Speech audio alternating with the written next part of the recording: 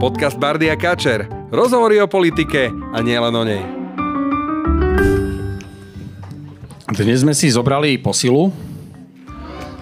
Keď mi Rásťo pred pár dňami zavolal alebo napísal, že by chcel zobrať aj svojho psa Huga na vystúpenie, tak som bol chvíľku v takých rozpakoch a hovorím si, že neviem, či to bude úplne najvhodnejšie, ale potom som si spomenul na tie tety s tými psíkmi v tých profilových fotkách, ktoré mi píšu, aby som zhorel v pekle alebo aby ma neviem čo všetko. Hovorím si, možno fotkou so psíkom oslovíme aj túto cieľovú skupinu a budeme mať nové poslucháčky. To je prvý raz, čo tvoj pes takto vystupuje verejne, či máš to nejak už? Nie, ja som ho musel zobrať, lebo moja pani má službu v nemocnici a nemal by sa do ňoho postarať. No a bol som kosiť záhradu a on mi pritom rád pomáha, lebo strašne on ľúbi, ak tá kosačka sa točia tie kolečka, tak toho tak fascinuje, vieš, a furt mi skúša to kolečko odhryznúť. Ale tento rok som zistil, že už starne, že už ho to tak neštengruje. Už dostáhol 10 rokov, odkedy som ho našiel. Čiže keď to prerádame koeficientom ľudského veku, tak sa dostávame, že sme približne rovnako starí. Už aj mňa už vrzgajúce kolečka nevzrušujú, tak už sme na tom rovnako. No tak. Náhodou si nás ľudia milí a dnes, keď si bol na tom námestí, tak keď si bol rečniť na Banskobystrickom proteste, tak taká pani sa chvíľku na mňa dívala, nevedela, či som ja alebo ty. A mne to lichotilo. Tak ti treba. Mne to lichotilo, ty si podľa mňa, že mimoriadne udržiavaný 80-tník. Aspoň teda tak vyzerá. Ja som na túto tému už mnohokrát. Ja viem. Tak, lebo keď som mal 25 rokov, si mysleli, že mám 40. Keď som stal 40, tak som dostal všetky darčeky k 50 a dvaja mi blahoželili 60. A tento rok v lete budem oslavať 60, no som zvedavý teraz. No. Ja som mal väčšie prúsery. Ja keď som mal asi 9 rokov, tak moji kamaráti z partie sme išli na zmrzlinu a ja som stal vzadu. Som mal také veľké kučeravé vlasy, také obrovské afro. A bol som naozaj taký celkom macatý. To si neviem predstaviť. Zbytočné, to ani neskúšaj. Mal som, ako prvák na základnej škole som mal 34 kg, takže vieš si asi predstaviť, ako som vyzeral a v 9 som už mal okolo 60-ky. A jak tam stáli sme s tými kamarátmi, tak tá pani, tá zmrzlinárka, taká tá socialistická hovorí, že chlapci, pustite dievčatko dopredu. Čiže ja som si užil dostatočne veľký body shaming v časoch before it was cool, tak dnes už je to o niečo lepšie. Keď si hovoril o tom psíkovi, ako ho štengruje to kolečko a že už čakáš, kedy ho to prestane, že už to pomaly prestáva baviť, tak ja dúfam, že pomaly prestane baviť, štengrovať Roberta Fica, to, čo sa deje na Slovensku, to správne a to demokratické a to slušné a začne sa venovať konečne niečomu inému a menej sebe. My sme veľmi šťastní, že po roku a pol, my sme tu naposledy boli krátko po voľbách 2023 a našim hosťom bol vtedy Daniel Lipšic. My sme tu boli krátko po voľbách a vlastne už sme vedeli, ako to zhruba v tejto oblasti bude prebiehať. Tak sme rádi, že sme sa po roku a pol vrátili do Banskej Bystrice. Po roku a pol, keď sa pozrieme spätne, tak tí, ktorí ste si mysleli, že naše predpovede sú pesimistické, tak dneska by sa vám možno zdali celkom optimistické. Áno, takže pripravte si Xanaxi, začína ďalší diel podcastu Bardy a Kačer. Moje meno je Peter Bardy. A som Rastislav Kačer. Dobrý deň všetkým. A toto je Hugo z Boršoš-Bereň Pihenö, hej. Mimoriadny host. No dobre, dnes, aby sme si to teda pre záznam povedali, dnes je 15. máj, rok od pokusu o atentát na Roberta Fica a som šťastný, že neúspešného.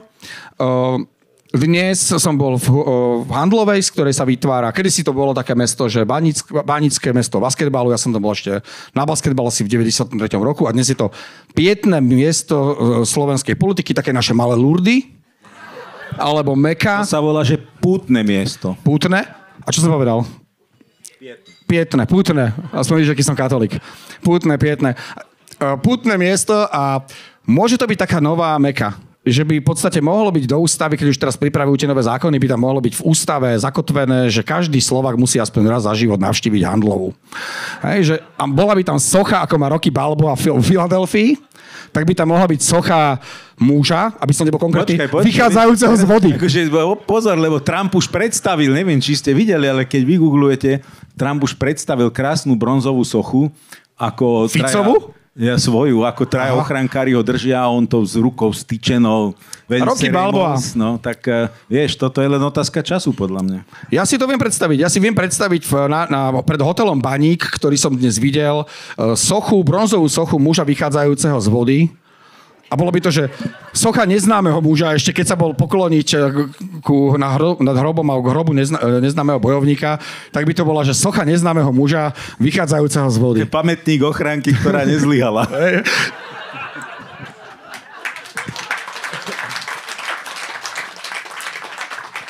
No, aby sme dnešnému večeru alebo podvečeru dali aj trošku serióznosti, vážnosti, informácií a noblesy, tak privítam nášho prvého a zároveň jediného hostia. Je tak dobrý, že viac ich nepotrebujeme.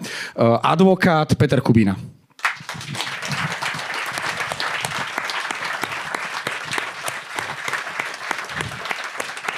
Môžete ešte tlieskať, kde mu to dlhšie trvá. Áno.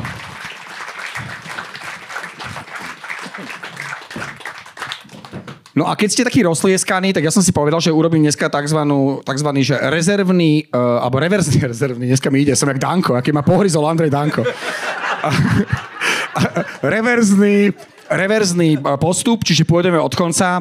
Ja by som vás teda ešte poprosil, aby ste svojím potleskom zdali hold všetkým čestným policajtom a konkrétne napríklad aj Janovi Čurilovi, ktorý dnes prišiel so svojou manželkou a je tu medzi nami.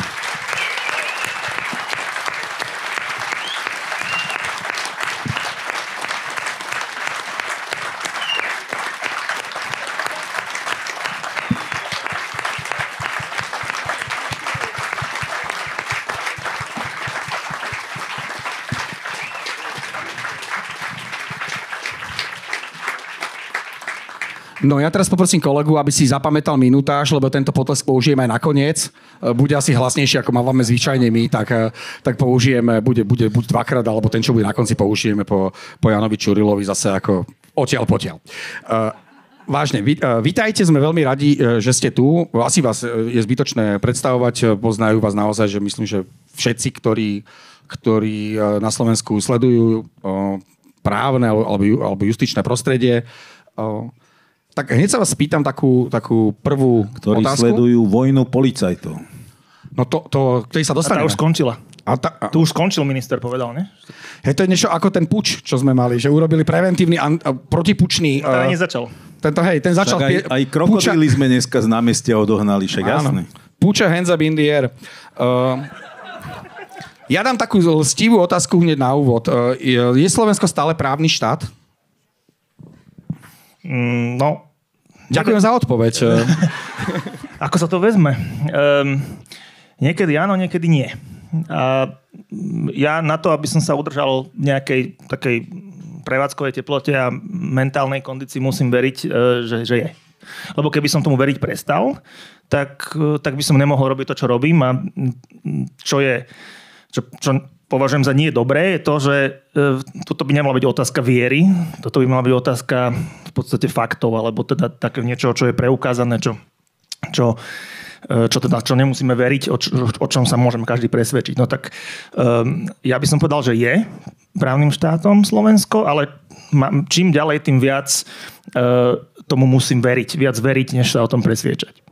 Vy ste to pomenovali už veľmi presne. Ani som vás k tomu nemusel naviesť. Ja som sa chcel ako keby od tej vašej odpovede odvinúť k nejakej mojej spomienke. Budem veľmi strohý. Po vražde Jana Kuciaka a Martiny Kušnírovej, keď som odchádzal z policajného prezidia po prvom výsluchu, tak ma odchytili kolegovia novinári na schodoch a pýtali sa ma, že či verím, že bude objasnená táto vražda, či budú potrestaní viníci. A ja som vtedy bez minutiavka povedal, že verím tomu, že áno, že napriek tomu, že viem, že to je polícia Pavla Gašpara so všetkými tými vecami, ktoré s tým súvisia, tak nikto iný na Slovensku nemá kompetenciu vyšetrovať trestnú činnosť tohto typu a že teda verím, že tam budú policajti, vyšetrovatelia, operatívci a tak ďalej, ktorí urobia všetko preto, aby sa to podarilo.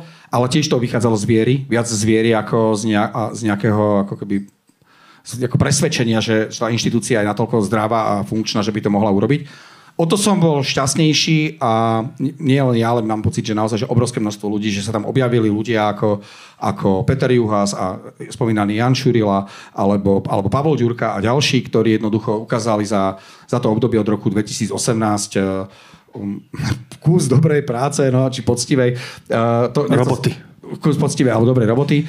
Nie, naozaj, že ukázali, že inštitúcie sa dajú ozdravovať aj po dlhých rokoch v rukách politických kaskadérov a ich rôznych hochštaplerov a grázlov, ktorí sa tam nainštalovali. No a už sme pri téme, keď som tých grázlov nejak načal, tak už sme pri téme, ktorá vlastne dnes, alebo aktuálne najviac rezonuje aj verejnosťou, aj vládnou koalíciou, a to je kauza Kajúcni. Pomôžte mi, teraz mi to vypadlo. Tá kauza, kde Gašpári... Vagabundov je strašne veľa, to mi musíte pomôcť. No viete, Bože, tak, kde sú všetci... Očistec, ďakujem. No, Laura Kelová ma za toto vyfacka, že som si to nepamätal. Kauza Očistec. Čiže moja prvá otázka je, to je v podstate Bederová mafia, takzvané Bederovo komando. Je to o tom, že Norbert Beder mal vytvoriť ako paralelné vedenie, alebo mal riadiť, alebo vyčústiť ako paralelné riadenia bezpečnostných zložiek, a cez to mali vydierať politikov a robiť kompro na politickú konkurenciu strany Smer. No. Úplne, že dobrá otázka pre právnika. Ako to podľa vás dopadne na súde? No, to keby som vedel, tak to by som sa musel venovať iným disciplínám. Myslím preto, lebo sú nervózni. Takto. Je to vidieť, že aj... Tak z toho to môžeme vidieť. Ja to beriem tak, že z môjho pohľadu ten prípad je vyšetrený dobre, dôkazná situácia je tam zabezpečená kvalitne, a samozrejme na to môžu byť rôzne názory, koniec koncov o tom rozhodne vždy súd, ale ja si myslím, že keď chcete mať taký ako reálny náhľad na to, že ako to v skutočnosti je, od niekoho, kto naozaj toto vie prezentovať úplne nefalšovane, tak sa treba pozerať na to, že komu tam niečo hrozí a ako sa on správa. Hej? No a keď sa porovnáte si dva prípady alebo dve situácie. Prvá situácia sú ľudia obvinení v tejto kauze Očistec a ako sa oni správajú. Hej? Nemusíte robiť nič, nemusíte mať žiadne inside info, len stačí sledovať to, čo robia, to ako sa správajú, či sú kľudní alebo nervózni a všetko, čo s tým súvisí. Či sa teda na ten súd skôr tešia, alebo či sa mu snažia skôr vyhnúť. Naproti tomu sa ako porovnávacia skupina alebo situácia, si pozrite na tých obvinených policajtov, znaky Jana Čurilu a jeho kolegov, že ako sa oni správajú čelia s týmto ich obvineniam. Že či teda sú tiež či sa nejak opúšťajú verejne a teraz ako robia všetko preto, aby sa tomu súdu vyhli, alebo naopak, či sa na ten súd v podstate tešia. Hej? A ja mám teda takú skúsenosť z rôznych súdnych procesov, nielen teda z týchto, že vždy ten, kto si uvedomuje, že mu tam niečo zásadné hrozí, teda že ten súd prehrá, tak ten sa vie, že sa, ak niekto tuší alebo má obavy, že to môže dopadnúť všelijako a že teda to nemá pod kontrolou, prípadne, že aj vie, že to dopadne zle, no tak nerobí nič iné, len sa tomu snaží vyhnúť, že snaží sa oddialiť nevyhnutné. Hej? Naproti tomu ten, kto chce niečo presadiť, kto si verí, že ten súdny proces vyhrá, že v ňom úspeje, tak ten sa snaží dosiahnuť ten výsledok čo najrýchlejšie. No podľa toho sa to dá aj posúdiť. No a väčšinou teda v mojich skúsenostiach sú to tie žalované, respektíve obvinené strany, ktoré to zdržiavajú, naťahujú, a potom sú to tie žalujúce strany, ktoré sa teda cítia v práve, ktoré teda chcú, aby to prebehlo čo najrýchlejšie. No a tak si porovnáte tie dve situácie, že kto sa ako správa, tie vzorce správania, ktoré tam sú, a myslím, že to je dosť spoľahlivá odpoveď a spoľahlivejšie, než by vám dal ktokoľvek iný ako externý pozorovateľ. No lenže napríklad ja som si tiež čítal tú Kočnerovú komunikáciu aj s niektorými súdkyňami, a tam si on veril, napriek tomu, že možno nebol v práve, tak veril si, že to dopadne dobre. A druhá vec, ja nechcem spochybňovať. Teraz myslíte zmenky? Kauzu? Áno, myslím kauzu zmenky. No tam to nebolo o práve, ako sme sa dozvedeli neskôr, tam to bolo o tom, že to niekto krivil a ťahal nitky do zákulisia, tam to bolo proste vybavené. Tak niekto sa môže cítiť silno aj preto, že to má vybavené. No, a toto je výborná, toto som chcel zase dosiahnuť. Dneska sa mi darí. A sme sa nedohodli dopredu. Nie. No, ste mi napísali, čo sa vás mám pýtať, a ja som napísal odpovede. Také kompo. Nie, chcem sa dotknúť iné veci a to je nedôvera ľudí v systém. Lebo už dnes, čo dnes?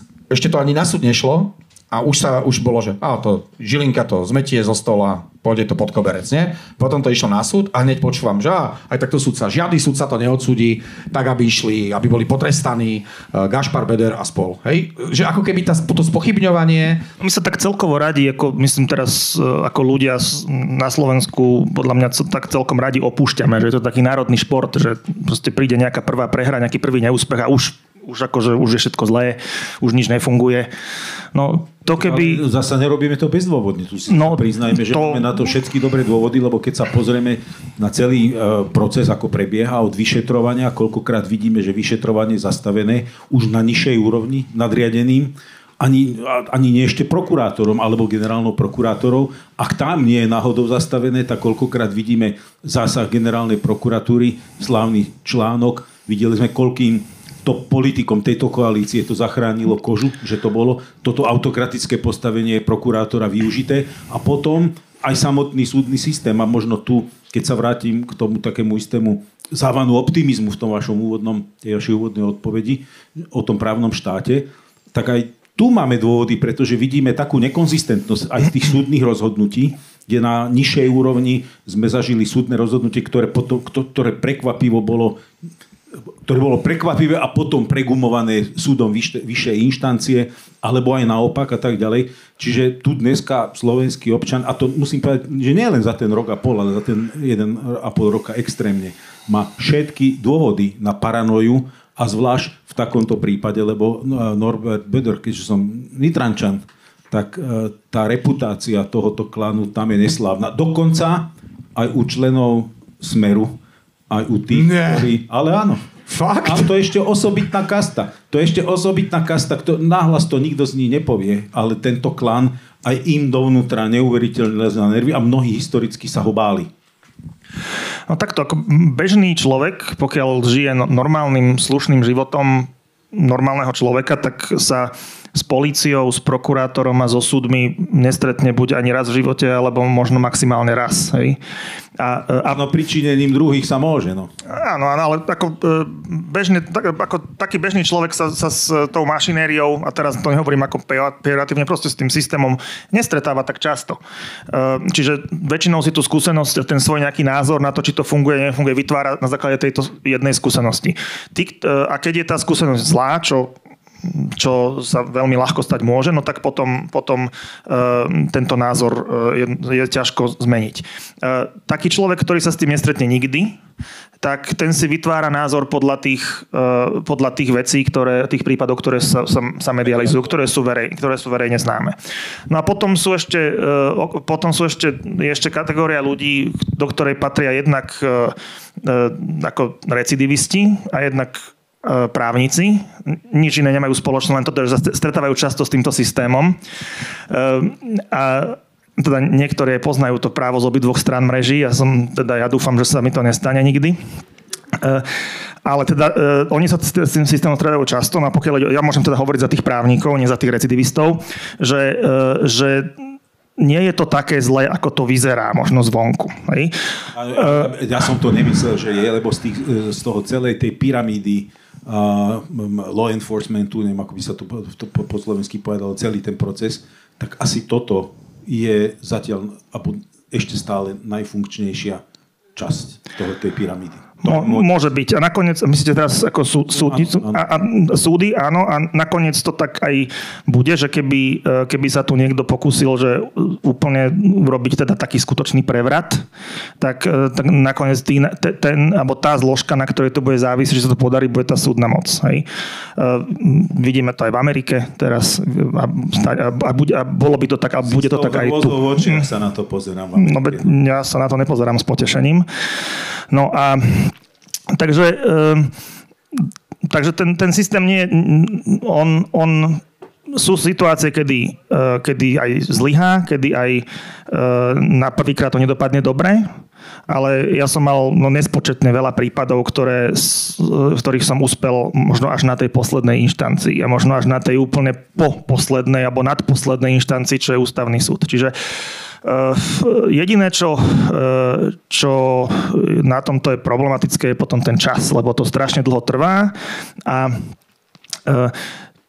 tí ľudia, ktorí sú pripravení to právo porušovať alebo teda zneužívať, a to je jedno, či sú teda v tej skupine tých recidivistov, alebo sú to aj ľudia v tých štátnych orgánoch, ktorí teda porušujú zákony a zneužívajú právo, tak oni s tým počítajú.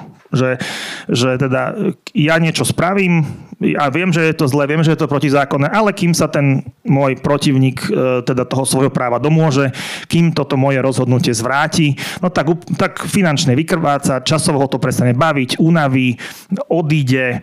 O tomto je celý koncept napríklad postavenia policajtov mimo služby. To je vyslovene na to zamerané, že kým sa ty domôžeš toho rozhodnutia, že ja som konal nezákonne, tak ja tu už možno ani nebudem, už budem niekde v Dubaji a už po mne neštekne ani pes a zase nič sa mi nestane. Ale to, čo chcem dosiahnuť, tu a teraz to dosiahnem. A keď ste začali s tými policajtami mimo služby, veď vy ich zastupujete, tak tam by ste mohli urobiť taký nejaký update, že Matúš Šuta Eštok hovorí o nejakých rozhodnutiach, ktoré má v rukách, ktoré hovoria o tom, že v prípade tej čistky, ktorá nastala potom, ako bol venovaný za ministra vnútra, že jednoducho konal že zákonne a potom svoje názory, že konal neúplne v súlade so zákonom, respektíve viem o jednom judikáte, ktorý hovorí o tom, že konal nezákonne a tam aj ministerstvo zaplatilo tú 80 000 pokutu, ktorú teraz rieši dodatočne, ju napadlo teda, že... Áno, tá pokuta bola 90 000 a nie je to keď by to bol judikát, no to ešte si počkáme, kým z toho bude judikát, zatiaľ je to len právoplatné rozhodnutie toho úradu na ochranu oznamovateľov. Takže áno, toto je jediné, môžem potvrdiť, že to je jediné rozhodnutie, ktoré sa vyjadruje k otázke, že či minister konal zákonne alebo nezákonne. No a keďže dostal pokutu, tak je každému jasné, že tam rozhodnutí sa konštatuje, že konal nezákonne, pretože za zákonné konanie, za dodržiavanie zákona sa pokuty nedávajú. Keď idete v dedine, kde je 40, keď je 30, tak ešte sa mi nestalo, že by som dostal pokutu za takejto situácie. Keď som tam išiel 50, tak už som dostal, ale za tú opačnú nie. Takže iné rozhodnutie neexistuje, iba toto. Všetky ostatné tie rozhodnutia, teda tých 12 alebo koľko, s ktorými sa teda on prezentuje, tak to sú všetko rozhodnutia, ktoré hovoria len o tom, že civilné súdy nebudú riešiť otázku, že či tých policajtov majú neodkladne vrátiť neodkladným opatrením do práce alebo nie. No, ja musím konštatovať, že toto je na škodu veci, lebo oni si možno neuvedomili, ale týmito rozhodnutiami, pokiaľ sa nám ich nepodarí zvrátiť, a my už na tomto fronte nebojujeme ani tak kvôli nám, alebo týmto teda môjim klientom, lebo tak oni už tú neodkladnú ochranu nedostanú, lebo dostať ju 3 roky po čine nie je úplne neodkladné. Ale bojujeme skôr za to, aby sa ten systém zachránil, pretože oni si možno neuvedomili, ale bohužiaľ na tomto majú svoj podiel, teda má na tom svoj podiel levý alebo najväčší priamo minister a potom aj musím to povedať, žiaľ tie súdy, ktoré buď to neprekukli, alebo im to nedošlo, ale samozrejme rešpektujúc ich právo na názor, len oni tými rozhodnutiami vlastne znefunkčnili systém ochrany oznamovateľov pre veľkú časť oznamovateľov z verejného sektora. Čiže kvôli 6 policajtom vlastne úplne vypli systém ochrany oznamovateľov pre všetkých policajtov, všetkých hasičov, celú finančnú správu a neviem ešte, ktoré všetky zbory sa ako fungujú na báze nadriadenosti podriadenosti systémom personálnych rozkazov. Všetky tieto, celá táto veľká skupina ľudí vlastne dnes vie, že v ich prípade ochrana oznamovateľov fungovať nebude. Takže bol by som veľmi prekvapený, akože všetka česť takému imaginárnemu človeku, bol by som veľmi prekvapený, keby dnes sa našiel niekto z radou týchto zborov, kto by išiel nahlasovať trestnú činnosť. No ale táto vláda nie je nastavená na to, aby motivovala ľudí k nejakej nezávislosti, teda myslím úradníkov a ľudí v štátnej službe, aby ich viedla k nejakej nezávislosti alebo sebavedomým rozhodnutiam. Toto bol celkom popísaný taký všeobecnejší mechanizmus fungovania systému po nástupe tejto vlády, pretože okrem priamych vyhadzovov existuje taký sofistikovaný systém vytvárania atmosféry nátlaku a keďže polícia, spravodajské služby, dokonca aj diplomácia, ozbrojené sily sú hierarchické štruktúry, a tak v tých hierarchických štruktúrach je relatívne ľahšie robiť nátlakovú službu, pretože robiť nátlakový systém a znechucovať. Čiže toto, čo ste popísali, myslím, že je istý kamienok drobnej mozaiky, ktorá sa upletňuje ako nástroj na vymáhanie poslušnosti a sklopenia uší. A mnohí to urobili. Mnohí, čo viem, sa stiahli, požiadali niektorí preventívne o preloženie na nižšie profilové práce. Ja si nebudem ukážeme tým ľuďom pár príkladov, s ktorými zatočíme a oni sa potom... Presne tak. A to, že sa neviem dovolať k tej spravodlivosti, že keď ma aj postavíme alebo uplatnia tvrdšie mechanizmy, nielen to, že ma niekam preložia alebo niečo iné, no tak jednoducho to samé o sebe je neuveriteľne odradzujúce, demotivujúce a poškodzujúce. Pomalosť, ale aj tá kreativita toho tlaku, ktorý tu je a možnosti toho tlaku, ktorý tu je. A napokon, ale vidíme, tuto, čo mňa, už sme o tom hovorili aj v našich podcastoch dlhodobo, teda veľmi, veľmi prekáža v tejto krajine je, že máme také dvierka, ktoré vedú medzi rôznymi inštitúciami, ktoré v normálnych iných demokratických krajinách majú také firewally, kde takýto tok nie je možný. Myslím tým špecificky políciu, spravodajské služby a MBU, že sa tu tak prelievajú, ak teraz sme to videli s tým rok od atentátu ochrankárom, policajným dôstojníkom, ktorý vyhotovil záznam, presunieme ho do SIS-ky. Ja čo toto vnímam, tak nemôžem povedať, že je to presun na základe vyššej kvality. Že proste niekto, kto sa osvedčí v polícii, tak ide do SIS, ale skôr opačne. Je to väčšinou systém upratania, len toto robí zásadný problém, pretože ten firewall v iných krajinách nie je náhodný. Policajná kariéra je celoživotná kariéra. Je veľmi vzácne, aby v normálnych dlho fungujúcich krajinách policajt z policajnej práce prešiel na spravodajskú prácu a naopak je to nepredstaviteľné a tak ďalej. A to potom, a možno, že k tomu by sme sa mohli vrátiť k tej podstate tých vojen, lebo toto je jedno zo živiacich faktorov, ktoré umožňuje vojny, pretože majú človeka, ktorý v inom systéme dokáže nahodiť falošnú informáciu do systému, spravodajskými kanálmi ho zozbiera, ako zozbieranú spravodajskú informáciu, ktorá môže mať relatívnu úroveň vypovedateľnosti alebo dôveryhodnosti, je posunutá do vyšetrovacieho procesu iným orgánom. Málo kto si uvedomuje, že to je zohraná, orchestrovaná hra a tak ďalej. A takto do kolečka sa to točí. Toto je skôr typické, v Maďarsku sa to deje, ako autokratických krajín, ale demokratické krajiny majú firewall, personálny firewall. Jednoducho takéto posuny nie sú možné a nie je to náhoda, že to nie je možné. No a potom vlastne to postavenie mimo služby, to je už iba taká čerešnička na torte, ale tento nástroj je vlastne, on tak ako je nadizajnovaný v našom zákone, tak on je nadizajnovaný na to, aby toho človeka vyštval z tej polície alebo z toho zboru. Čiže to sa spája hneď s minimálnou mzdou, je to na dobu neurčitú, takže aj v tomto prípade, ktorý ja zastupujem, to bolo vyslovene na to, aby tí ľudia proste do 3-4 mesiacov potom, ako im dojdú nejaké úspory, tak museli odísť z polície. Alebo drž hubu a preložíme ťa na NBU, alebo ťa upracujeme do SIS-ky. Ale to asi nebol tento prípad. V tomto prípade myslím, že toto nebolo nikdy na stole.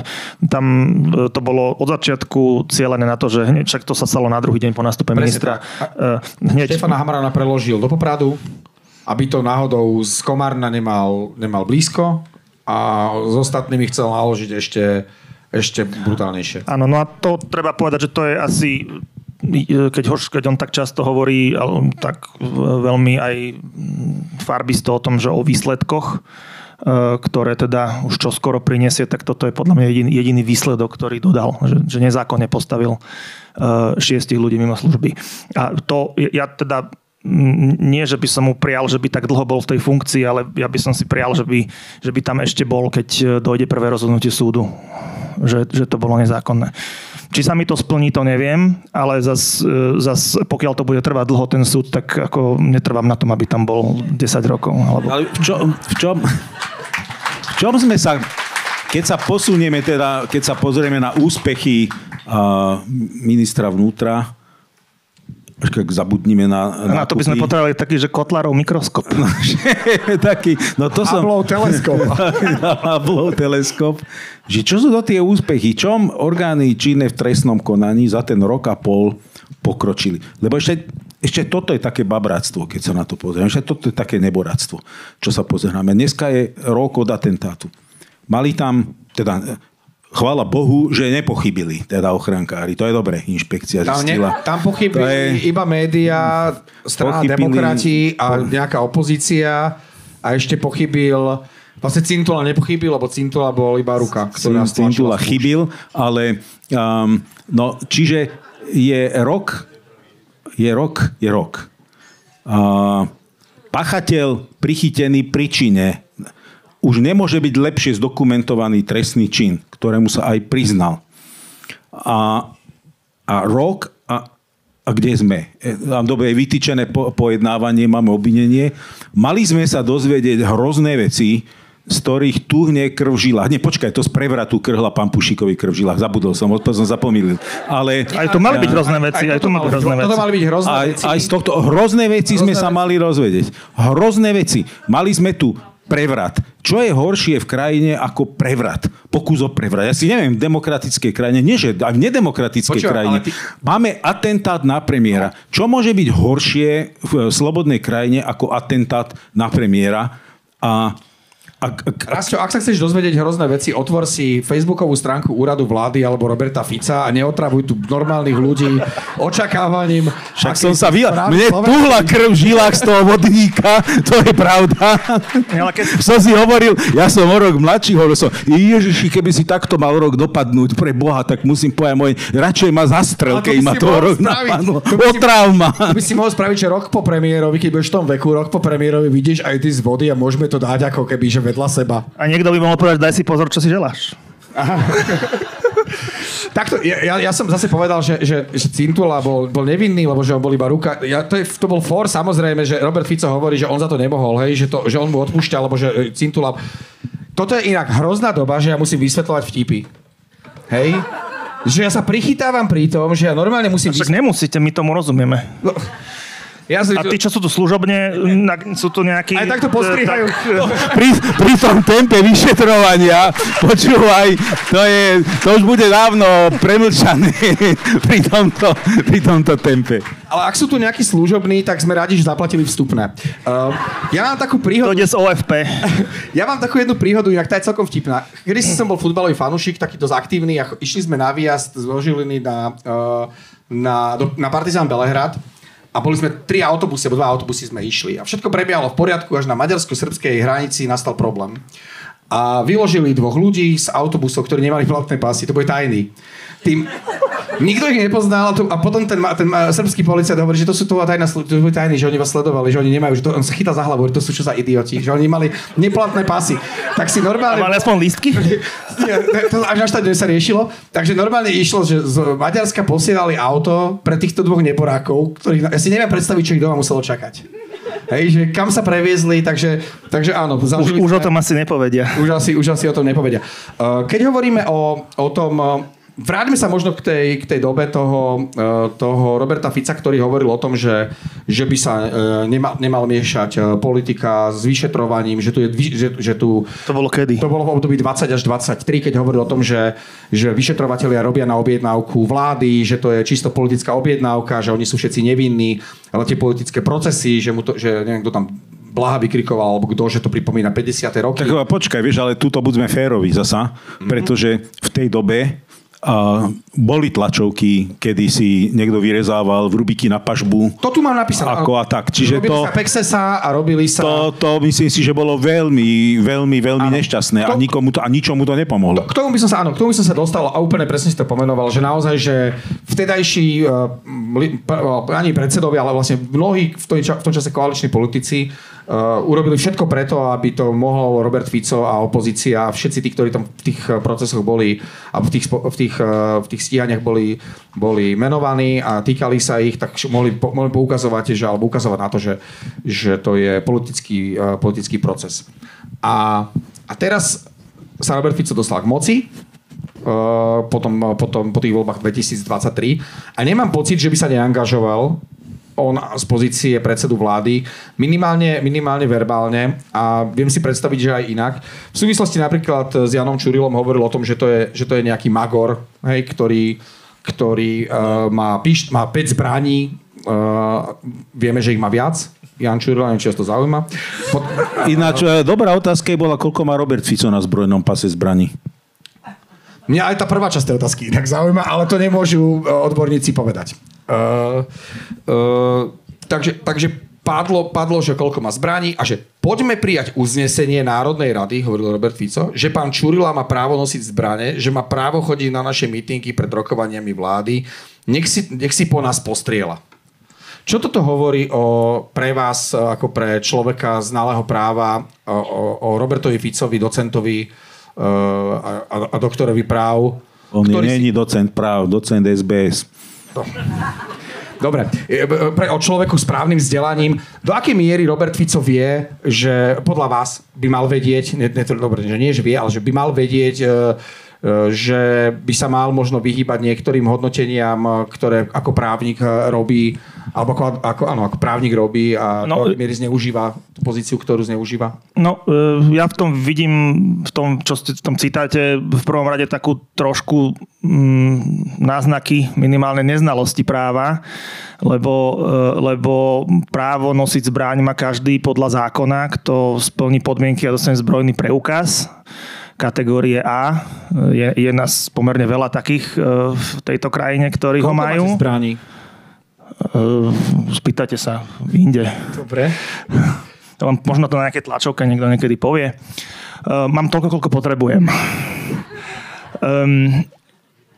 A čiže právo nosiť zbraň má každý, kto splní zákonné podmienky a právo z účasti na verejných zhromaždeniach a hromadných podujatiach má každý, komu to napríklad nezakáže súd, pretože tam robí výtržnosti pod vplyvom alkoholu. A prípadne kto sedí vo väzení. Takže keď je niekto slobodný človek, ktorý je podľa práva bezúhonný, tak na takéto konanie nepotrebuje mať uznesenie parlamentu, ani teda súhlas predsedu vlády, pretože má práva ako každý iný. No a tak pokiaľ ide o všetky tieto expresívne, takéto ad hominem útoky a tvrdenia a tieto tlačovky a vystúpenia, a nie len teda tohto pána, ale aj teda iných z jeho okolia, tak ja som to už od toho roku 2020, alebo kedy to začalo, tak ja som už vtedy to vyhodnotil, že to je súčasť obhajoby alebo budúcej obhajoby a na tomto názore som nič nezmenil. V rámci obhajoby platí taká, alebo si teda je také všeobecné presvedčenie, že niekto, kto sa obhajuje, či už je to formálne obvinený, alebo očakáva takýto stav, tak môže na svoju obranu hovoriť čokoľvek. No, toto platí s istým obmedzením, že teda nemôže iného krivo obviniť. To je podľa zákona. No a keď sa bavíme o teda verejnej komunikácii, tak ako v rámci slušnosti by sa teda patrilo, že nie len, že nemôžem niekoho krivo obviniť z trestného činu, ale ani teda ho nečastujem nejakými pomenovaniami, ktoré viem, že nie sú pravdivé. Keď o niekom, ja neviem, v akom stave by som musel byť, a to by bola asi nepríčetnosť a musel by som teda toho hodne požiť. Nebol som ešte v takom stave, že by som verejne na adresu niekoho povedal, že je blázon alebo psychopat. Hej. Ja zase mám rešpekt, že viem, že potom, čo by mohlo nasledovať, tak preto by ma to nenapadlo robiť. Čo to znamená, že viete, čo by mohlo nasledovať? Že je žaloba. Čiže toto je žalobateľné, hej? Áno, samozrejme, keď o niekom poviem, že je psychicky narušený, alebo že je blázon, psychopat, čo je normálne diagnóza, neviem teda jej číslo teraz, aké má, ale je to normálna diagnóza. Myslím, že 7 sa začínajú. Hej. Áno, to viem, len neviem, čo je za tou bodkou. No ale každopádne to je fakt, to je skutkové tvrdenie, to je niečo, čo sa dá buď dokázať, alebo vyvrátiť. A keď teda človek, o ktorom toto poviem, má papier na to, že je to naopak, no tak ja mám, keby som to povedal, tak mám na súde problém. No a ako zas sú tu aj iné verejné vyjadrenia odborníkov z tohto segmentu, z tohto vedného odboru, ktoré teda neboli adresované zrovna Janovi Čurilovi. Presne tak, no. Tak tuto ideme na takú vratku pôdu, lebo tá škála diagnostiky. Ale celkovo ja si veľmi náročná tá dôkazová ťarcha by tam bola obrovská, len tu ide o to, že toto je premiér krajiny. Toto nie je ani advokát, ani vôbec nie bežný občan.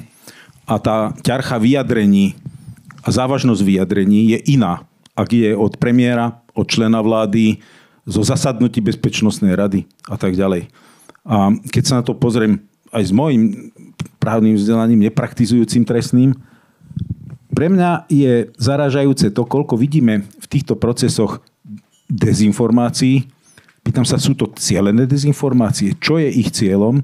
Napríklad, keď zostaneme pri tom atentáte, teda tak, ako bol klasifikovaný vyšetrovateľom teroristickom čine, tak od počiatku právnici obidvaja, pretože aj Kaliňák, aj Šutaj-Štok sú obidvaja právnici vzdelaním, sa správali tak, ako keby chceli mariť vyšetrovanie, pretože hovorili veci, ktoré podľa môjho názoru môžu zasahovať do korektnosti vyšetrovania.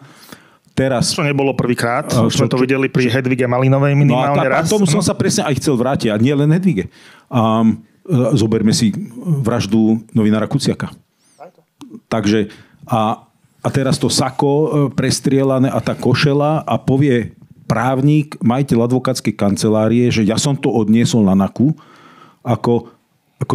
to je znehodnotenie dôkazového materiálu de facto, ale mnohé iné veci, ktoré sa tu odtedy objavujú, napríklad tá sľubovaná, čo pre mňa bol absolútny šok, sľubovaná správa z ktorej teda všetci budeme vyvalovať oči, čo za to je.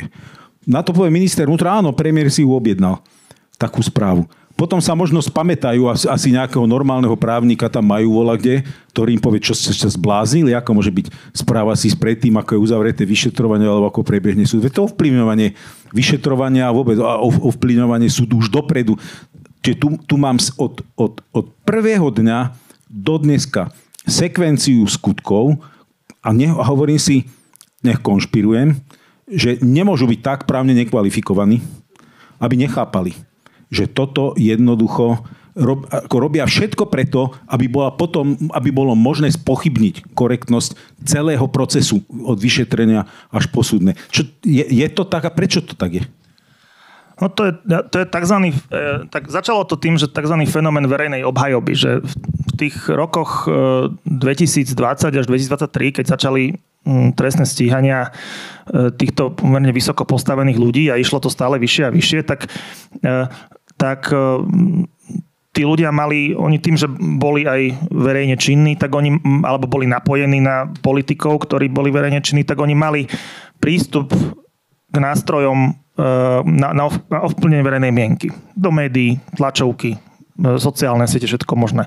Keď si pozrieme na to, čo oni rozprávajú, alebo akým spôsobom sa obhajujú, tak tie argumenty sú úplne totožné s tým, akým spôsobom sa obhajovali snáď azda všetci členovia aj tých hrubokrokových mafiánskych skupín 90. rokov, že policajt to na mňa našil, vymysleli si to, kajúcnika naučili, zmanipulované. Toto všetko, azda okrem teda politických procesov, čo som nezaznamenal, možno aj to odznelo vtedy, ale všetky tieto hlavné argumenty a obhajobné tvrdenia, ktoré títo páni prezentovali v roku 2023, tak neboli nové.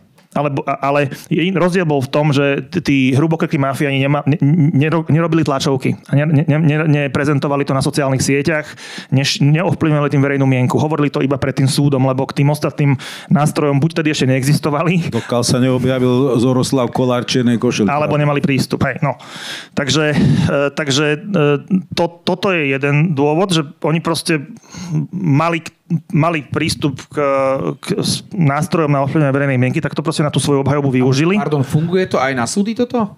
Lebo ja si pamätám po prvom rozsudku pri vražde Kuciak Kušnírova, tak to bol ten oslobodzujúci, tak tam odznelo, že napriek tomu, že sa médiá snažili tlakom pôsobiť na Senát, tak Senát sa s tým vysporiadal takto a takto. No, ja som vo svojej praxi nezažil, že by bol súd ovplyvnený médiami a tým, čo sa píše v médiách.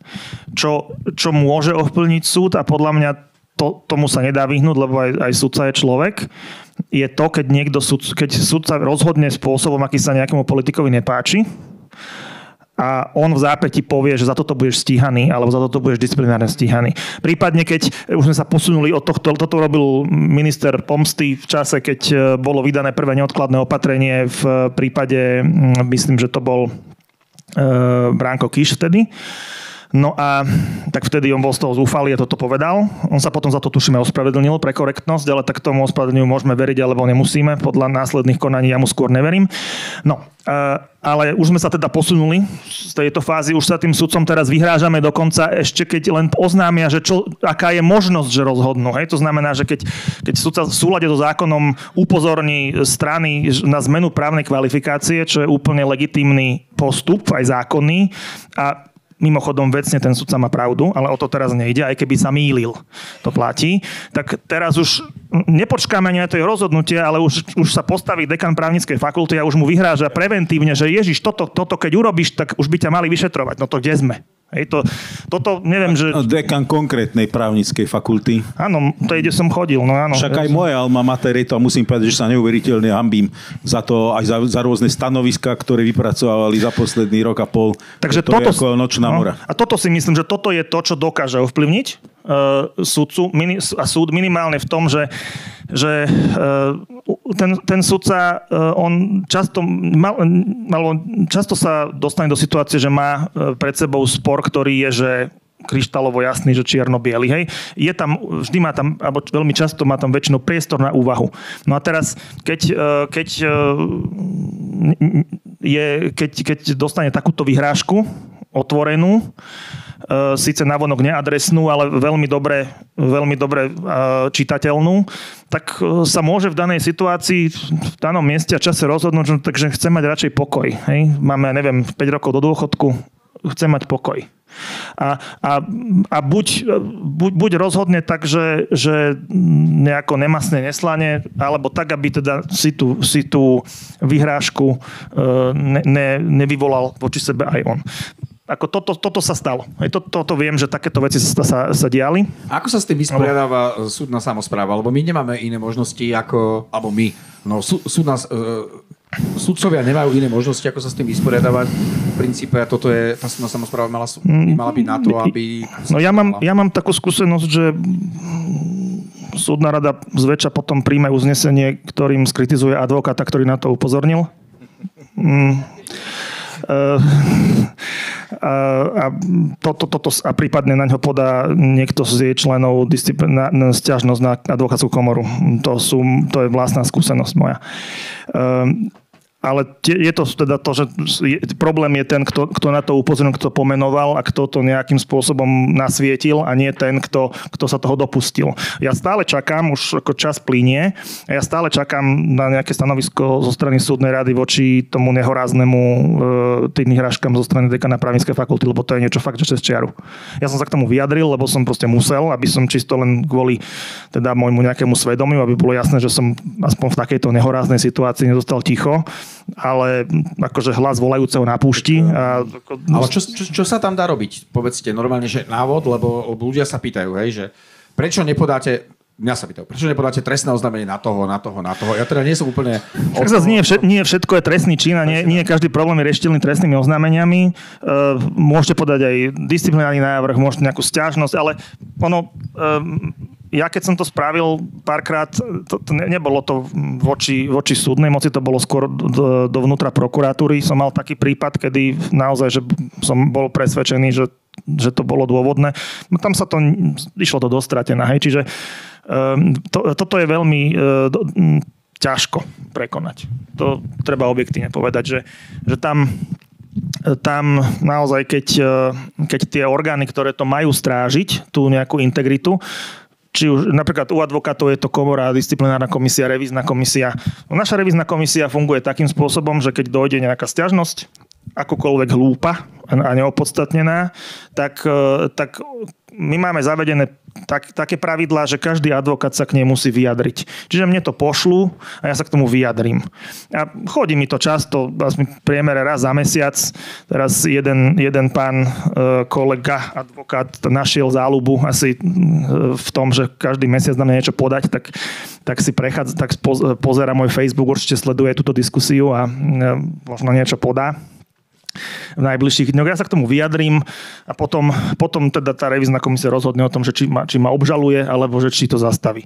No a nie som si úplne istý, že takto to funguje aj v tých iných profesiách, že ten filter je tam až potom prichádza, keď sa ten dotyčný človek k tomu vyjadrí. Možno sa mýlim, možno to naozaj existuje. Keď pozriem na doktora Kotlára, tak tu žiadne filtre nevidím, musím teda povedať, a je to profesia? Áno, no tak tam ani ja nevidím. Viete, čo mne veľmi mi vadí, že tu sme sa dostali do stavu takého celkového pometenia, totálneho relativizmu a už nikto nevie ani, čo je správne, čo je nesprávne, čo je pravda, čo je nepravda. Pojmy strácajú svoj význam. Presne tak. Do totálneho pometenia pojmov aj všetkého. No, keď sa pozriem po vražde Kuciakovcov, premiér tedy vybehol, opozičný líder, a povedal, ešte nebol úplne v opozícii, však bol len Pellegrini prevzal predsedovanie. My vieme, kto je za vraždou a my to povieme a budete z toho zrození. Šíril nechutné konšpiračné teórie okolo toho. Dodneska nič nepovedal, ale kompletne tým otrávil celý priestor. Šíril nenávisť. Bolo za tým brucho, ale nie to, čo ukazoval rozpárané. Neviem, kto to teraz, ale brucho, ktoré volalo tohoto človeka šéf. A teraz znova konšpiračné teórie. Po atentáte, veď bude správa, veď sa dozviete, veď my vieme, kto za tým bol. Brusel za tým bol, CIA za tým bolo, ja som za tým bol s Bardým, aj so všetkým podcastom a ja neviem, kto všetko, demokrati. Jednoducho, do dneska sme sa nič nedozvedeli. Keď sa karta otočí, tak potom sa vyplakáva. Tu sa šíria konšpiračné teórie, lebo voliči PSky väčšinovo neveria, že sa atentát udial vôbec. Všetko preto robia, aby tie konšpiračné teórie tu kvitli.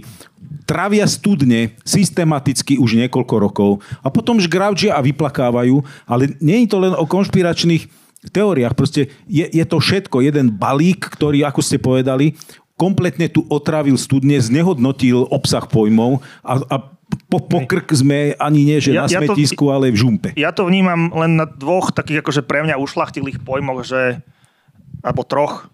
Právny štát, sloboda prejavu a prezumpcia neviny. To sú akože pre mňa také tri piliere práva a ja žasnem, čo si niekto dokáže pod týmito pojmami predstaviť. Hej? A že aké hrozné veci. Hej? A toto vidíme, že proste, keď to chvíľu sledujeme, že čo si niekto predstavuje pod prezumpciou neviny.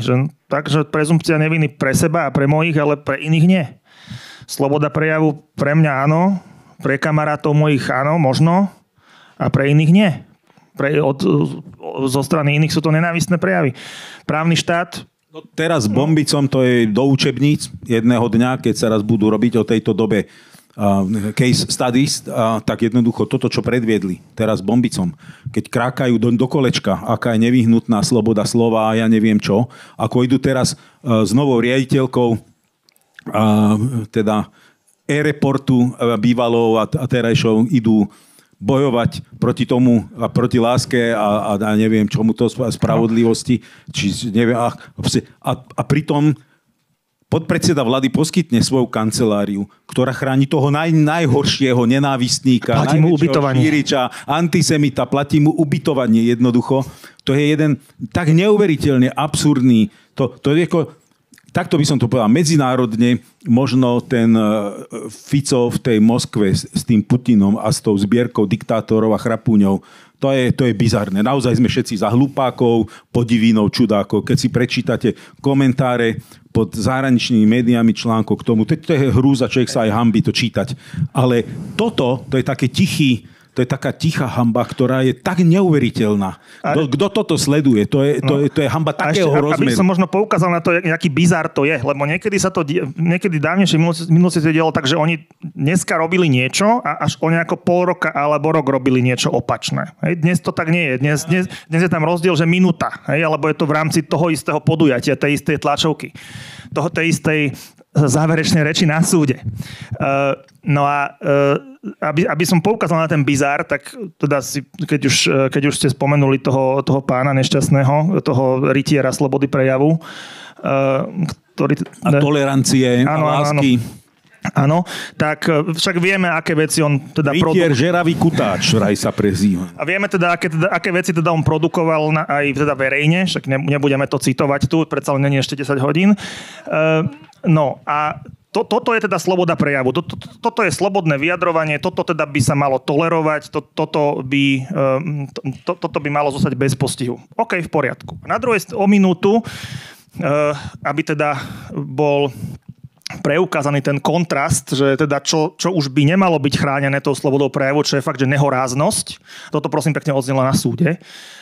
Je, že sa tu poukazuje na nejaké súkromné správy z nejakého chatu medzi skupinou policajtov, prípadne ich obhajcom, ktoré teda neboli určené pre verejnosť, len teda niekto ich stiahol z telefónu, ktorý odňal protizákonne a potom ich vypustil, keď už tam nenašiel nič trestné. No a teraz to tiež nebudem citovať, lebo to tiež nebolo určené pre verejnosť, ale teda čo je medzi tými dvoma situáciami základný rozdiel? No je to, že ten prvý to hovoril verejne, ďaleko horšie veci. A ešte sa tým píši a zarába na tom. Ďaleko horšie veci. A teda v tom druhom prípade to boli súkromné správy. Hej? A teraz tak niečo, čo je... Tak súkromná komunikácia má byť postihovaná, to má byť to, čo je problém, čo je teda v rozpore so slobodou prejavu, lebo to je strašná nehoráznosť, ale verejná, agresívna a nenávistná komunikácia je v poriadku, lebo to je sloboda prejavu. Ja toto keď počúvam, tak mi to pripomína ako keby brazilský karneval nechutností a ten bombic s tým Lindnerom, Párom a neviem s tou Perepuťou, proste tých ľudí, ktorí sú s ním, tak to je taký akože jeden z tých vrcholov toho celého karnevalu, ale ten najfarebnejší alegorický voz s tými najpestrejšími je pre mňa minister spravodlivosti prepúšťajúci bývalého špeciálneho prokurátora Dušana Kovačíka na slobodu, ktorý vychádza von, ešte stále ako keby že právoplatne odsúdený, nezaplatil všetky tie pokuty, ktoré zaplatiť mal, neodsedel si ten trest, ktorý mu určil súd za zjednodušením toho korupciu a spoluprácu s mafiou a ktorý povie, že som na slobode, aby som sa mohol brániť. Hej, že to je pre mňa, že už ale naozaj hrozný hnoj. To by stálo za vysvetlenie možno, lebo to je naozaj absurdné niečo. Aj tá právomoc sama o sebe, že politik má právomoc zákonnú zasiahnuť takýmto spôsobom do výkonu trestu a vlastne rektifikovať rozhodnutie súdnej moci. Toto je dosť aj divný právny koncept. Stálo by to za vysvetlenie. No, začnem tak zoširšia, že demokracia a právny štát, teda taký ten štandardný, spočíva na systéme brzd a protiváh. Právny štát na Slovensku po roku 2023, teda v poslednom kvartáli, je vytváraný systémom pák a prevodov a záchrannej brzdy. Hej? Toto, čo prezentoval minister spravodlivosti v prípade právoplatne odsúdeného Kováčika, to je tá záchranná brzda. Hej? Čiže to pekné farebné, jak ten alergický voz, že tam taká biela stena, červená záchranná brzda, že v prípade potreby rozbí sklo a zatiahni. No tak teda on rozbil sklo a zatiahol.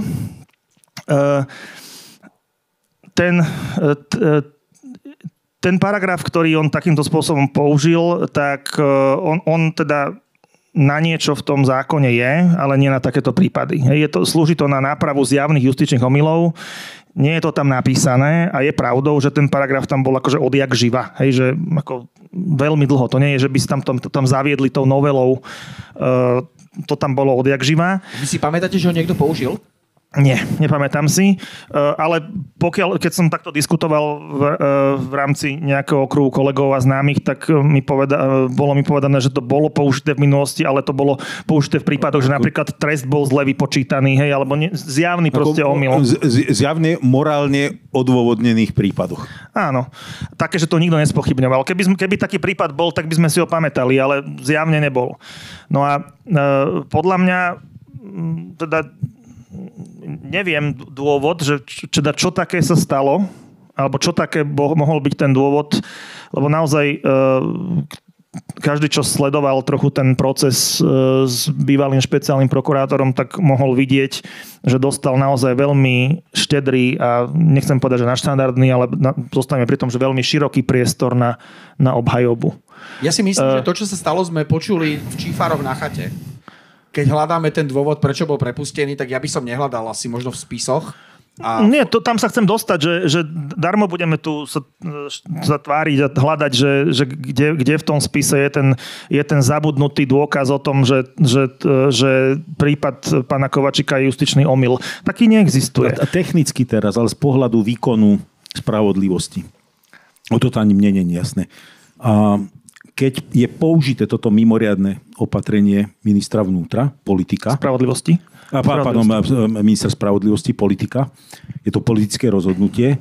Je to definitívne, to znamená, že to prerušuje a končí výkon trestu, alebo to len oddialuje na nejakú fázu? No je to niečo, čo minister môže spraviť vtedy, keď podá dovolanie, alebo sa pripojí k dovolaniu, čo je treťoinštančný opravný prostriedok. Aby sme vysvetlili. To je treťoinštančný opravný prostriedok, čo už je proti právoplatnému rozsudku.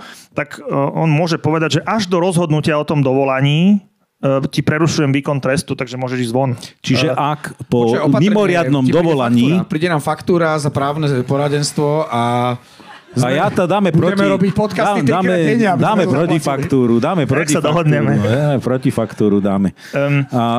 Čiže je to dočasné. Ak potom teda súd znovu rozhodne o mimoriadnom, či bol teda odôvodnený, tak buď sa vráti nazad a bude pokračovať vo výkone. No súd rozhodne o dovolaní, súd rozhodne buď tak, že ho odmietne alebo zamietne.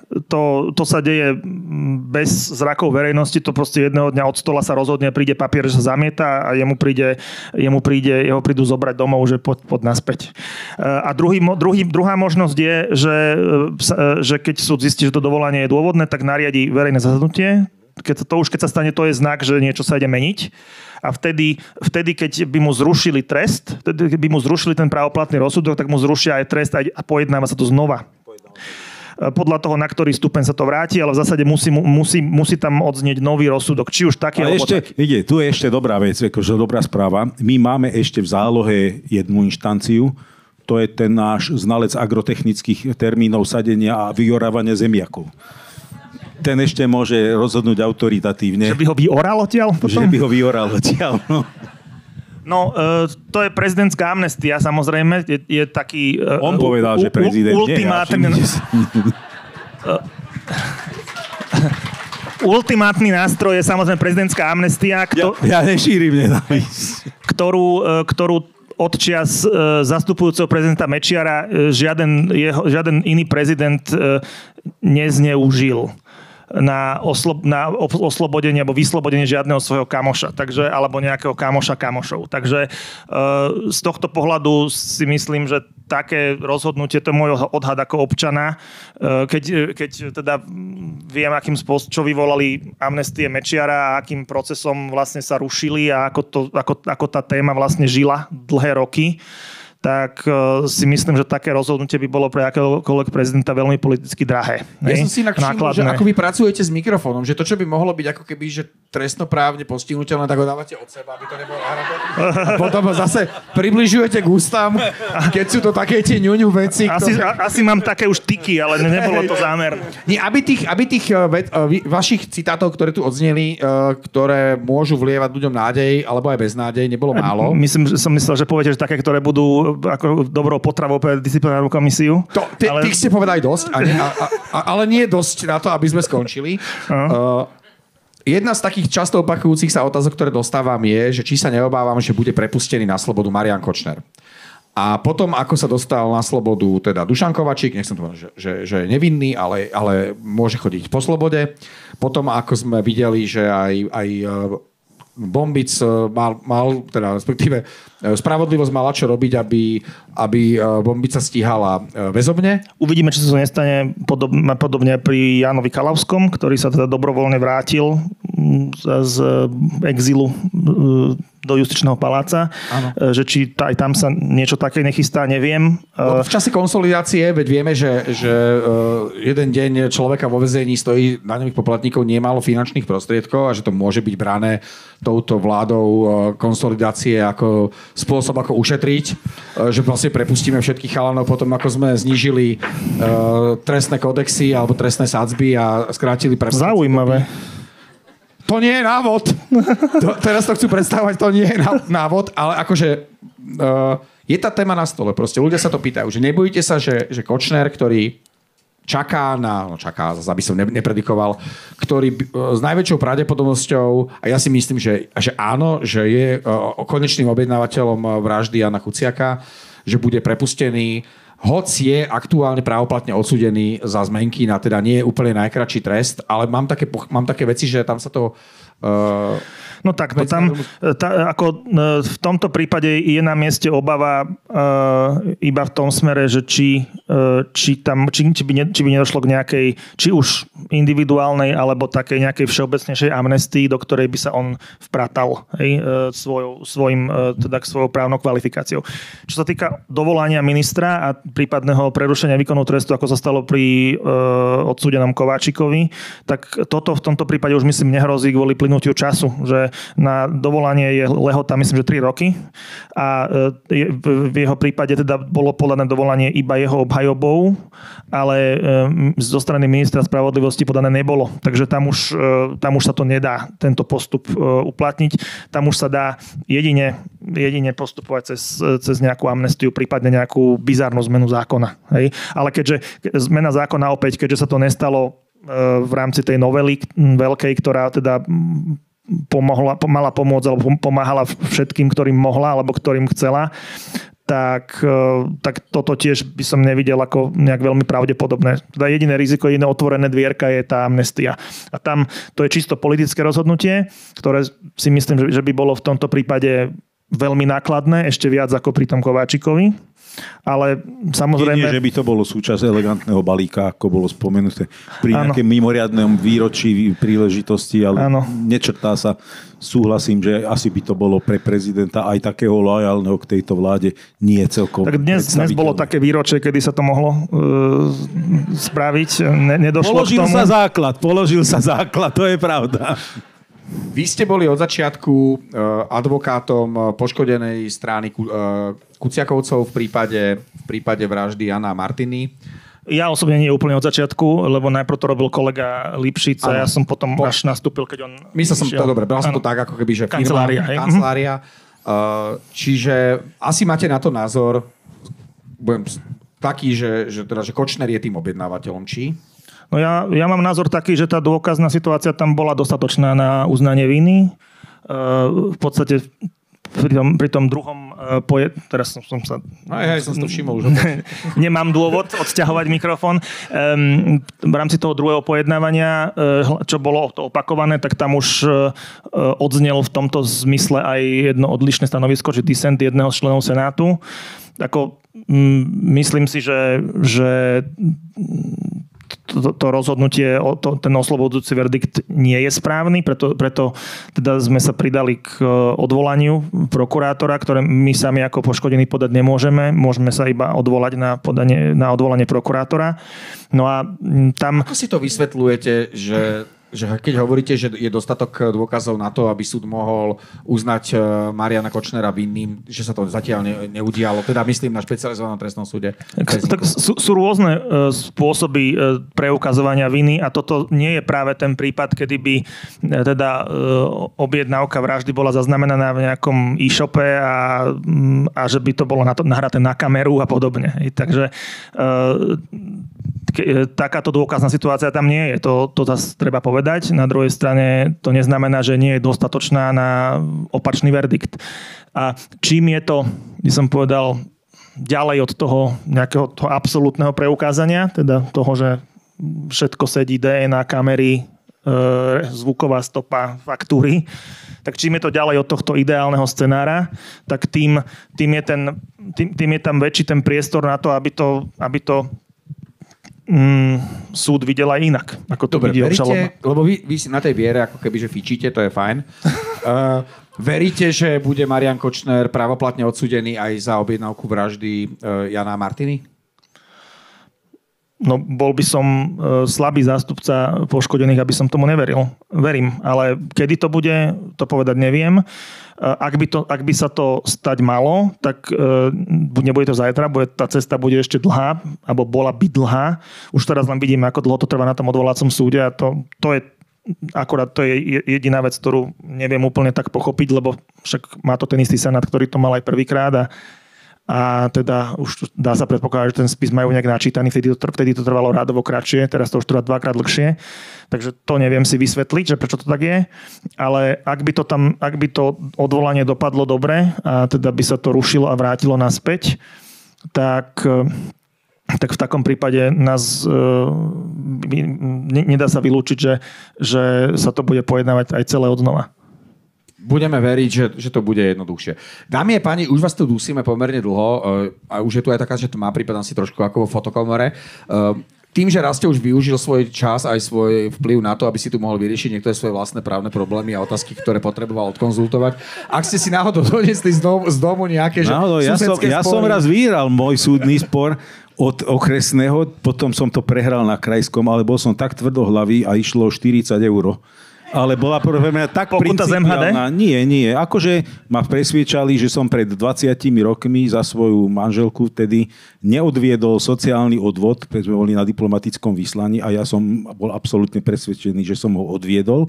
Ale štát to odo mňa vymáhal, tých 40 € a plus ku tomu ešte nejaké ďalšie poplatky exekučné a ja som povedal, že ja som to odviedol, bolo to 20 rokov. A súdil som sa o tých 40 € z princípu, pretože som povedal, tak ja som posledný tu platiaci chruňo, ktorý je z princípu poctivý a ešte ma tu bude niekto buzerovať a chceť odo mňa, akože to bola taká otázka cti. Tak minul som na advokáta možno násobne viacej, ale vyhral som to na najvyššom súde.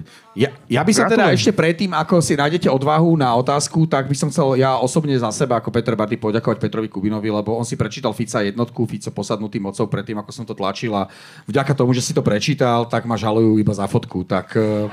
Ale Peter, aj poctivo povedzme aj za všetku jeho pro bono prácu, ktorú robí pre mnohých ľudí, ktorí sú nespravodlivo prenasledovaní štátnou mocou.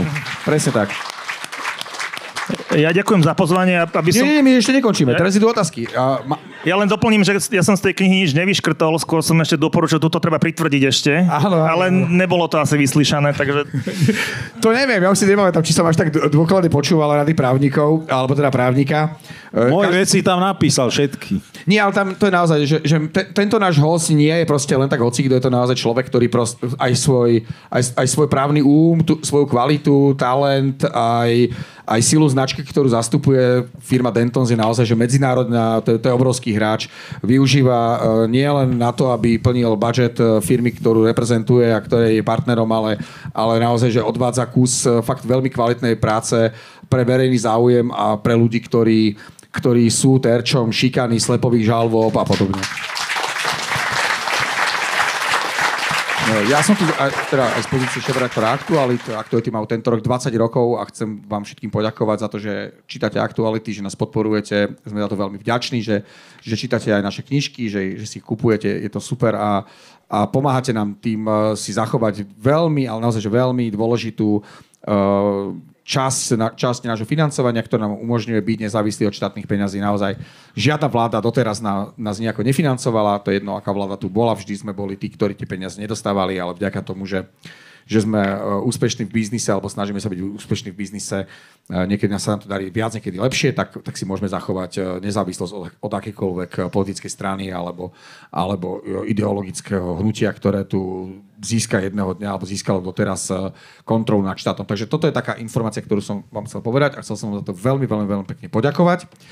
Ďakujem naozaj dnes nášmu skvelému hostovi.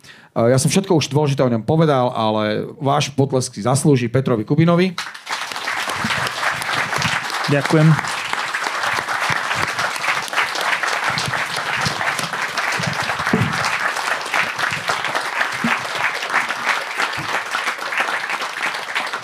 No a ak vám Boh dá a vy budete chcieť, tak sa do Banskej Bystrice vrátime skôr ako o rok a pol a možno zase o niečo optimistickejší, aj keď radšej nebudeme sľubovať niečo, čo nevieme úplne splniť. Lúči sa s vami Peter Bardy. Rastislav Káčer, pekný zvyšok večera. Ďakujem pekne.